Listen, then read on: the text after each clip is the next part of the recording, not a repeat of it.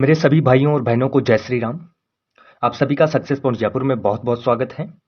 ये mock test series है। इससे पहले एक टेस्ट जो है हमने जारी कर दिया गया है। सारे जो टेस्ट हैं वो Hindi, reasoning, GK, GS, math सभी के टेस्ट अवेलेबल हैं और हर रोज सुबह 7 बजे ये टेस्ट अपलोड हो जाते हैं इसी official channel success point Jaipur पर। हर टेस्ट में जो है 25 प्रश्न आपसे पूछे जाते हैं और 25 जो वो प्रश्न होते हैं आपकी सभी एग्जाम्स के लिए इम्पोर्टेंट होते हैं। चलिए बिना किसी देरी के वीडियो को आगे बढ़ाते हैं। और अभी तक आपने वीडियो को लाइक नहीं किया तो प्लीज़ वीडियो को लाइक कर दें और चैनल को सब्सक्राइब नहीं किया तो प्लीज़ चैनल को भी सब्सक्राइब कर दें और बेल आइकन प्रेस करें। आगे बढ़ते हैं। देखिए पहला जो आपका प्रश्न है वो क्या है। इसमें मैं आपको एक एडवाइस देना चाहूँगा कि अपने पास कॉपी और पेन जरूर रखें ताकि आपको पता चले कि आपने कितने प्रश्न सही किए हैं और कितने जो हैं आपके उत्तर गलत हैं। उससे आपका जो आइडिया लग जाएगा कि मैं जो हूँ वो जो पेपर के कितने करीब हूँ। पहला प्रश्न देखिए, पहला प्रश्न क्या है कि हिंदी में कितने लिंगों का प्रयोग होता है। ऑप्शन एक है ए है एक, ऑप्शन बी है दो, ऑप्शन सी है तीन, ऑप्शन डी है इनमें से सभी। 5 सेकंड का आपके पास समय है और कमेंट बॉक्स में एक बार जय श्री राम जरूर लिख दें।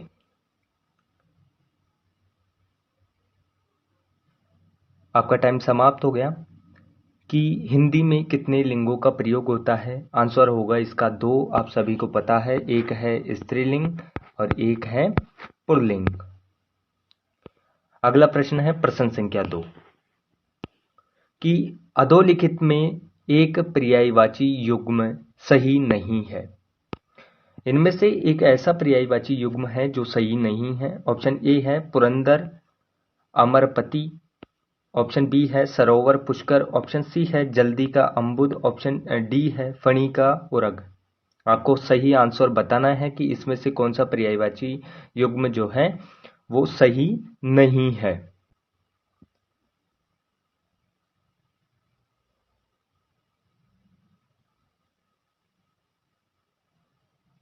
आपका राइट आंसर क्या होगा? राइट आंसर होगा ऑप्शन सी जलधि और अम्बुदय। जल्दी और अम्बुद। अगला प्रश्न है प्रश्न संख्या 3। क्या है कि इनमें से कौन सा पुल्लिंग शब्द में प्रत्यय लगाने से बना है। कौन सा जो शब्द है वो पुल्लिंग कब बना है? प्रत्यय लगाने से। ऑप्शन ए है मर्दाना, ऑप्शन बी है बुढ़ापा, ऑप्शन सी है भेड़, ऑप्शन डी है विधुर। ऑप्शन ए है मर्दाना, ऑप्शन बी है बुढ़ापा, ऑप्शन सी है भेड़ा, ऑप्शन डी है विदुर। बताइए।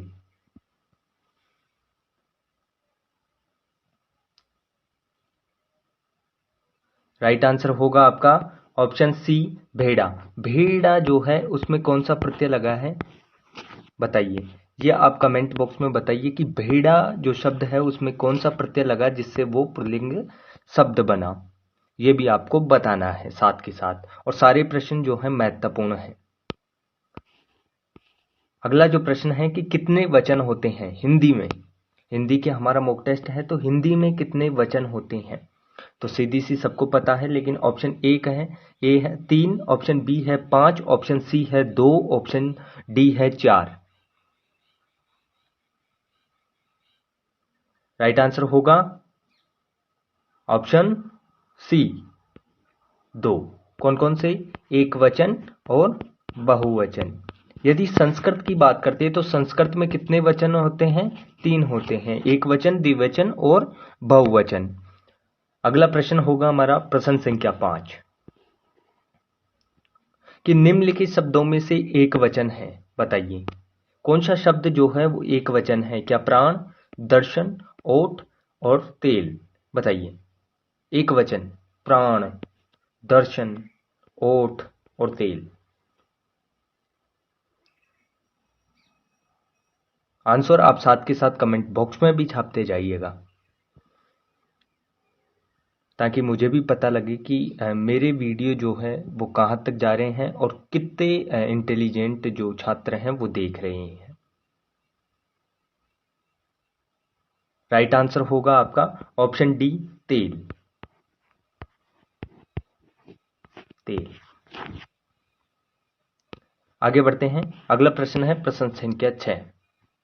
कई जो छात्र हैं वो जैसे कोई नामी कोचिंग से जो मॉक टेस्ट खरीदते हैं, लेकिन मैं यहाँ पर यूट्यूब पर आपको मॉक टेस्ट बिल्कुल फ्री में प्रोवाइड करता हूँ, तो भी फिर भी आप नहीं देखते हो। तो प्लीज़ जो टेस्ट की मॉक टेस्ट सीरीज हैं वो ज़रूर देखें। हर रोज़ सुबह 7 बजे अपलोड कर दी जाती है इसी चैनल पर, सक्सेस पॉइंट जयपुर पर।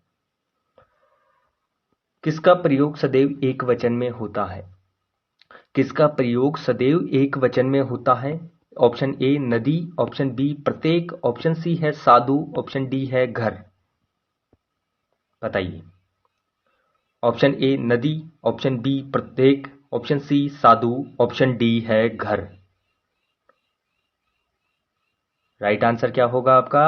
ऑप्शन बी प्रत्येक। प्रत्येक।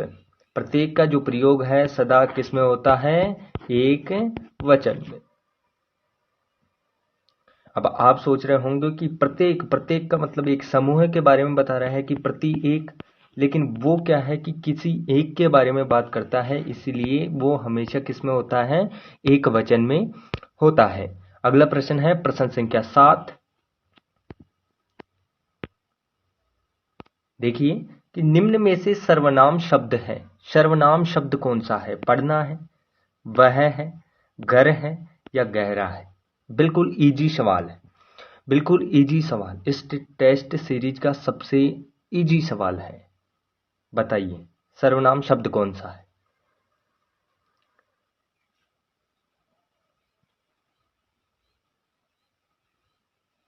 जी हाँ, ऑप्शन बी आपका राइट आंसर हो जाएगा। वह, उसे, तुम, तुम्हें, क्यों, आप, अपने, ये जो शब्द हैं ये सर्वनाम शब्द हैं। पढ़ना हो गई क्रिया, ये क्रिया शब्द हो गया। घर की बात करें तो घर क्या हो गया यहाँ पे? संज्ञा। और गहरा, गहरा विशेषण हो गया। आगे बढ़ते हैं। अगला प्रश्न है हमारा प्रश्न संख्या 8 कि सर्वनाम के कुल कितने भेद होते हैं? सर्वनाम आपने पढ़े होंगे, तो सर्वनाम के कुल कितने भेद होते हैं? Option A 5, option B 6, option C 7, option D 8।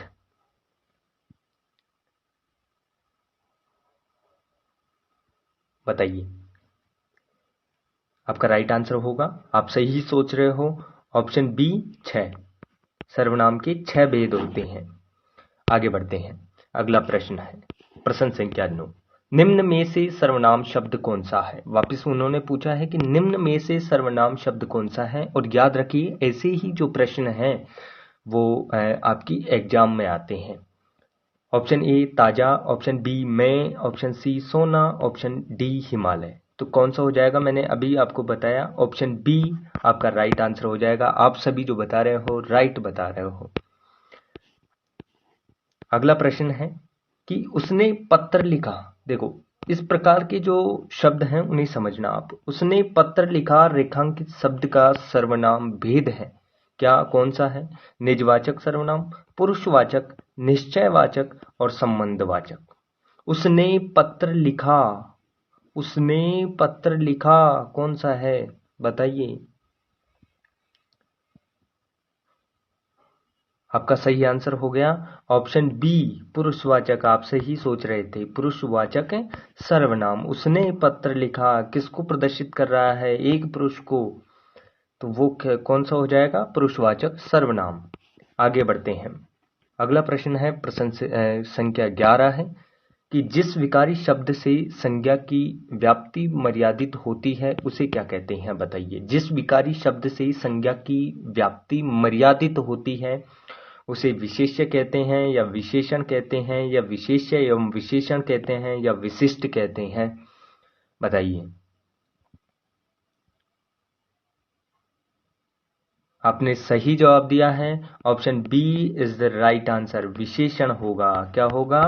विशेषण। जिस विकारी शब्द से संज्ञा की व्याप्ति मर्यादित होती है उसे विशेषण कहते हैं। अगला जो आपका प्रश्न है प्रश्न संख्या 12 है, वो क्या कह रहा है वो देखते हैं। देखो कि विशेषण की विशेषता बताने वाला शब्द क्या कहलाता है, बताइए। विशेषण की विशेषता जो बता दे वो क्या कहलाएगा? प्रविशेषण, विधेय विशेषण, ऑप्शन सी क्रिया विशेषण, ऑप्शन डी उद्देश्य विशेषण। राइट आंसर होगा आपका ऑप्शन ए। क्या होगा? ऑप्शन ए प्रविशेषण। जो विशेषण की विशेषता बताने वाले शब्द हैं उन्हें हम क्या कहते हैं? प्रविशेषण। जैसे आम बहुत मीठा है तो वहां बहुत का प्रयोग किया गया, तो बहुत क्या है? प्रविशेषण। और हिंदी की ग्रामर यदि आपको पढ़ना है, ज्वाइन करना है या ज्योग्राफी पढ़ना है तो हमारे चैनल से जरूर जुड़ें। चैनल को सब्सक्राइब कर लें ताकि हम जो ग्रामर पढ़ाते हैं आपको बिल्कुल इजी तरीके से आपको समझाएंगे। अगला जो प्रश्न है, प्रश्न संख्या 13 है कि निम्न में से विशेषण शब्द कौन सा है? जाना है, ऑप्शन ए, ऑप्शन बी है देवता, ऑप्शन सी सुंदर, ऑप्शन डी कौन। बताइए, क्या ऑप्शन ए है जाना, ऑप्शन बी है देवता, ऑप्शन सी है सुंदर, ऑप्शन डी है आपका कौन। राइट आंसर होगा आपका, सही सोच रहे हो, सुंदर। सुंदर जो शब्द है वो क्या है? विशेषण है, ऑप्शन सी राइट होगा। अगला प्रश्न है, प्रश्न संख्या 14 है कि पर्यायवाची की दृष्टि से, किसकी दृष्टि से? पर्यायवाची की दृष्टि से एक शब्द युग्म अशुद्ध है, कौन सा है वो बताइए। Option A Ganga Jahnavi, option B पानी पानी, ऑप्शन सी ग्रह सदन, ऑप्शन डी मयूर के की। यहां तो बिल्कुल इजी आ गया, सभी को पता चल रहा है। ऑप्शन ए जो है वो अशुद्ध है, ऑप्शन ए अशुद्ध है।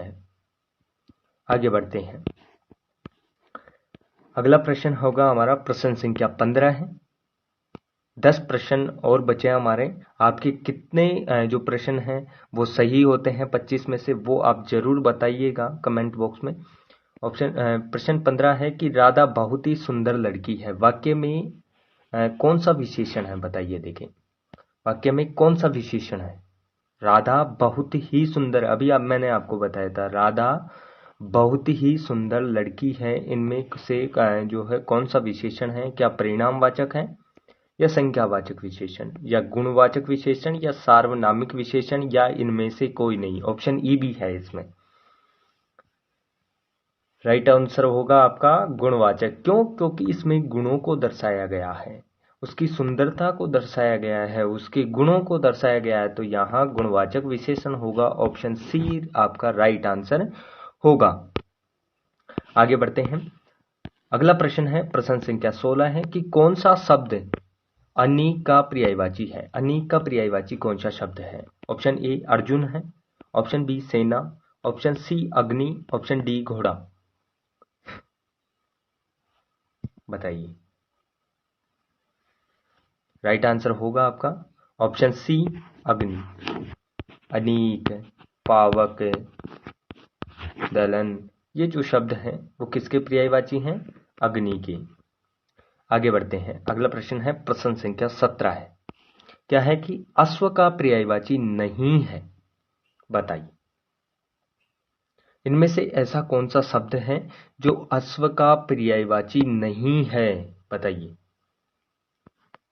तरंग, ऑप्शन बी घोटक, ऑप्शन सी घोड़ा, ऑप्शन डी है। बताइए इसका उत्तर। और इसका उत्तर मैं आपसे कमेंट बॉक्स में भी मांगता हूं।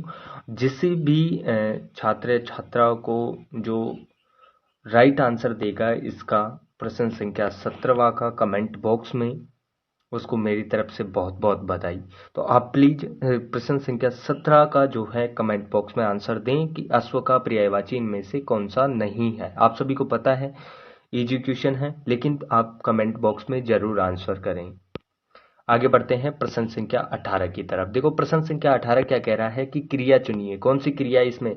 मेरी बहन सविता हिंदी भाषा में सीखती है। मेरी बहन सविता हिंदी भाषा में सीखती है। इसमें क्रिया कौन सी है? क्या हिंदी है या बहन है या सीखती है या भाषा है? बिल्कुल सरल होगा। बताइए बताइए। Option A, option B, option C या ऑप्शन डी। तो राइट आंसर होगा ऑप्शन सी। सबको पता है सीखती है, सीखना, पढ़ना, लिखना, ये सभी हैं जो क्रियाएं हैं। और ये भी बता दीजिए कि इसमें कौन सी क्रिया है। कमेंट बॉक्स में बताइए कि मेरी बहन सविता हिंदी भाषा में सीखती है, इसमें कौन सी क्रिया है, ये भी आप बताइए। अगला प्रश्न है प्रश्न संख्या 19 कि आचार्य किशोरीदास वाजपेयी के मत से हिंदी में कितने कारक हैं, बताइए। किशोरीदास वाजपेयी जी ने बताया कि उनके मत से हिंदी में कितने कारक हैं। Option A 6, option B 7, option C 8, option D 5। बताइए Kishoridas Vajpeyi. Option A, option B, option C, option D. 6, 7, 8, 5।